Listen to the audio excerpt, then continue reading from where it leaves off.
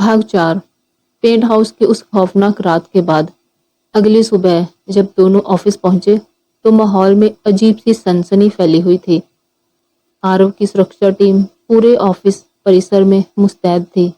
आरव हमेशा की तरह अपने कड़क और अनुशासन से भरे अंदाज में था, लेकिन उसकी नजरें हर पल अनन्या पर टिकी हुई थी।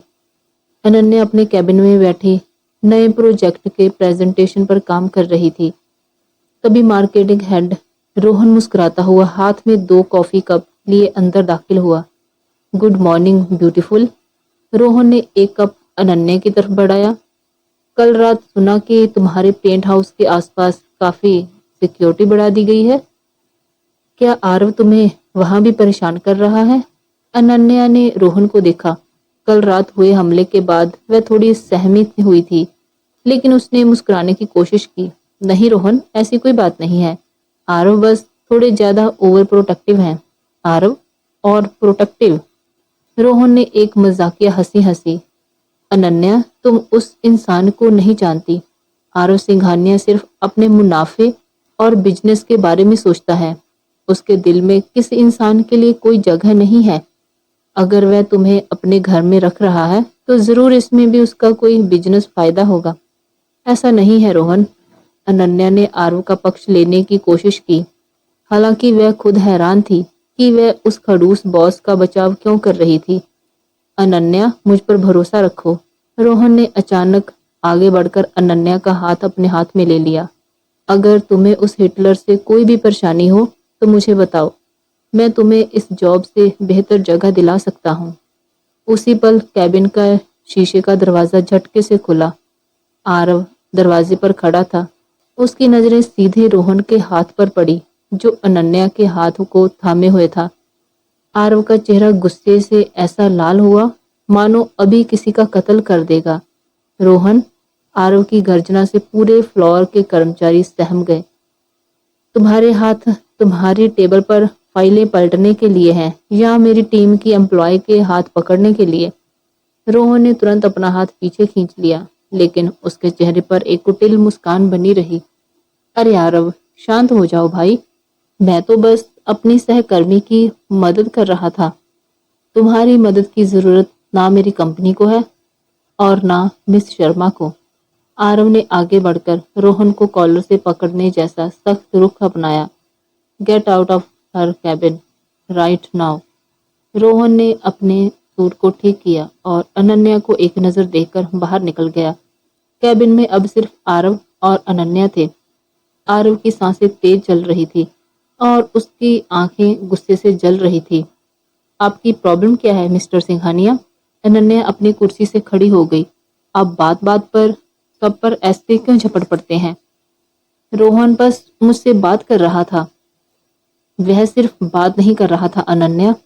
आरव ने अपनी दोनों हथेलियां उसकी मेज पर पटकी और उसकी आंखों में आंखें डालकर झुका। क्या तुम्हें दिख नहीं रहा कि वह इंसान तुम्हें अपने जाल में फंसाने की कोशिश कर रहा है? जाल? वह मुझसे तमीज से बात करता है, आपकी तरह हर 2 मिनट में चिल्लाता नहीं है। आपको इतनी जलन क्यों हो रही है? क्या आप मुझसे जलते हैं? आरव एक सेकंड के लिए सन्न रह गया। जलन? क्या सच में वह जल रहा था? आरव ने खुद को संभाला, अपनी रिमलेस ऐनक ठीक की और अपनी पुरानी कड़वी आवाज में बोला, मुझे और जलन मिस शर्मा? आरव सिंघानिया को किसी से जलन की जरूरत नहीं है। मुझे बस इस बात की फिक्र है कि अगर तुम रोहन के चक्कर में पड़कर प्रोजेक्ट का काम खराब करोगी तो मेरी कंपनी का करोड़ों का नुकसान होगा। झूठे, नंबर 1 के झूठे हैं आप। अनन्या ने चिढ़कर कहा, आपका यह 5,000 करोड़ का दिमाग हर चीज में सिर्फ नुकसान ही देखता है। हाँ, देखता हूँ, आरव ने कड़क आवाज में कहा, और अब से तुम रोहन से किसी भी पर्सनल काम के लिए नहीं मिलोगी। यह मेरा सीधा ऑर्डर है और अगर मैं मिलूं तो? अनन्या ने चुनौती दी। तो मैं रोहन को आज ही इस कंपनी से फायर कर दूंगा। आरव ने बिना पलक झपकाए कहा। अनन्या का मुंह खुला का खुला रह गया। आप सच में एक नंबर के राक्षस हैं।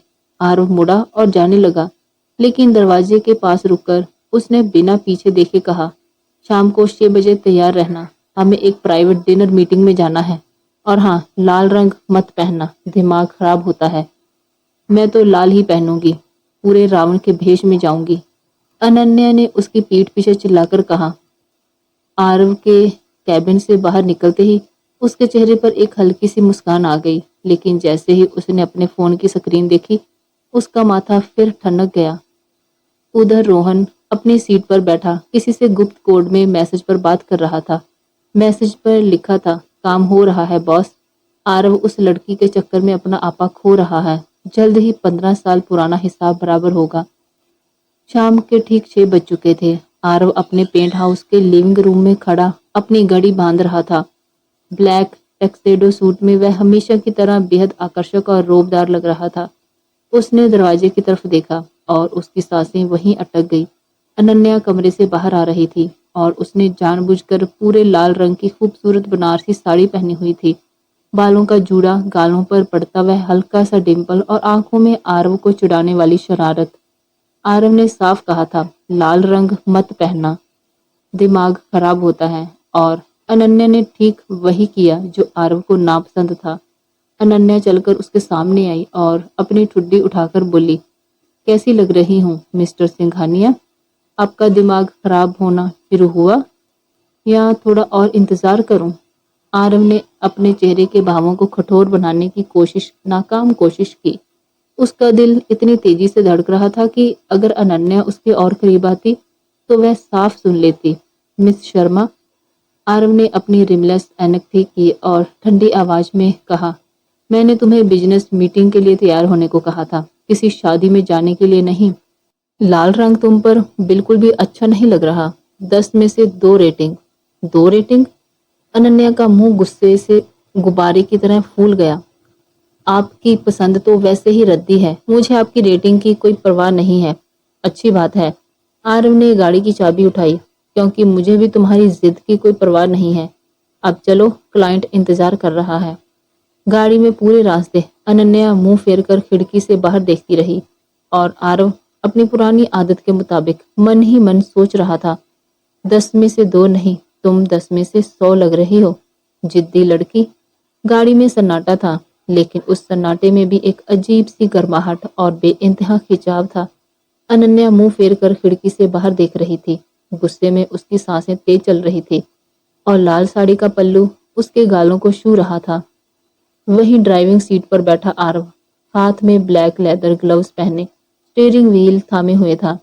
उसके चेहरे पर हमेशा की तरह सख्त और अनुशासित भाव थे, लेकिन उसकी नजरें पूरी तरह धोखेबाज हो चुकी थी। वह हर रेड लाइट पर, हर मोड़ पर आरव अपने रिमलेस ऐनक के पीछे से चोर नजरों से अनन्या को देख रहा था। अनन्या के बालों की एक आवारा लट उसके गालों पर आकर गिरती तो आरव की उंगलियां खुद ब खुद स्टीयरिंग पर कस जाती। उसका जी चाहता कि गाड़ी रोककर उस लट को खुद अनन्या के कान के पीछे सरका दे। 10 में से 2 रेटिंग, झूठ बोलने की भी हद होती है आरव सिंघानिया। आरव ने मन ही मन खुद को कोसा, यह लाल रंग इस लड़की पर नहीं, सीधे मेरे दिल पर बिजलियां गिरा रहा है। तभी अनन्या ने झटके से मुड़कर आरव की तरफ देखा। आरव पकड़ा गया। उसने तुरंत अपनी नजरें सामने सड़क पर टिका दी और ऐसे बर्ताव किया जैसे कुछ हुआ ही ना हो। आप बार बार मुझे क्यों घूर रहे हैं मिस्टर कैलकुलेटर? अनन्या ने अपनी दोनों बाहें सीने पर बांधकर दांत भींचे। कांच में आपका चेहरा साफ दिख रहा है। क्या मेरी 2 रेटिंग वाली साड़ी में कोई कमी रह गई है? आरव ने अपनी आवाज को कड़क बनाते हुए ऐनक ठीक की। मिस शर्मा, मुझे सड़कों पर ध्यान देने से फुर्सत मिले तब तो तुम्हें घूरूंगा। मैं तो बस यह देख रहा था कि तुम्हारी भारी बनारसी साड़ी का पल्लू मेरी कार की गियर शिफ्ट में ना फंस जाए। कार की रीपॉलिशिंग बहुत महंगी होती है। आप दुनिया के सबसे कड़वे, बदतमीज और बेढंगे इंसान हैं। अनन्या ने चिढ़कर अपना पल्लू समेटा और दूसरी तरफ मुंह कर लिया। आरव के होठों के कोने पर एक बेहद मध्यम कातिलाना मुस्कान तैर गई। उसने मन ही मन फुसफुसाया, कड़वा हूँ, लेकिन इस कड़वे इंसान की धड़कनें सिर्फ तुम्हारे लिए बेकाबू हो रही हैं, जिद्दी लड़की। वे शहर के सबसे महंगे और आलीशान 5 स्टार होटल द रॉयल पॉम्स के प्राइवेट कैबिन में पहुंचे। मोमबत्तियों की मध्यम रोशनी, धीमी आंच पर बजता वायलिन और सामने बहती नदी का खूबसूरत नजारा क्लाइंट्स के साथ बिजनेस मीटिंग बेहद शानदार रही। अनन्या ने अपनी सूझबूझ और कमाल की बातों से जर्मन क्लाइंट्स को इम्प्रेस कर दिया। आरव एक तरफ बैठा चुपचाप अनन्या को देख रहा था। जब अनन्या बोलते हुए अपने चेहरे पर आए डिंपल के साथ मुस्कुराती तो आरव का ध्यान बिजनेस डील से भटकने लगता। मीटिंग खत्म हुई और क्लाइंट्स चले गए। अब उस आलीशान टेबल पर सिर्फ आरव और अनन्या अकेले बचे थे। अनन्या ने ठंडी सांस ली और वेटर से तीखी पास्ता और मॉकटेल ऑर्डर करने लगी। No spicy food for her, Aarav ने कड़क आवाज में वेटर को रोकते हुए कहा। इनके लिए माइल्ड सूप और ग्रीन टी लाओ। क्या? अनन्या कुर्सी से थोड़ा आगे झुकी। मेरी मर्जी, मैं जो चाहे खाऊं। आप मेरे डॉक्टर नहीं हैं, मैं तुम्हारा बॉस हूं और तुम्हारी सेहत की जिम्मेदारी मेरी है, आरव ने उसकी आंखों में आंखें डालकर कहा। रात के 9 बजे तीखा खाओगी तो पेट खराब होगा, फिर कल ऑफिस का काम कौन करेगा? आप सिर्फ काम, मुनाफा और नुकसान सोचते हैं। अनन्या ने चिढ़कर अपनी कॉफी का सिप लिया। तभी एक बहुत ही हैंडसम और यंग वेटर प्लेट लेकर आया। उसने अनन्या को देखते ही एक फ्लर्टी मुस्कान दी। मैडम, आप इस लाल साड़ी में बहुत खूबसूरत लग रही हैं। क्या मैं आपके लिए कुछ स्पेशल डेजर्ट लाऊं?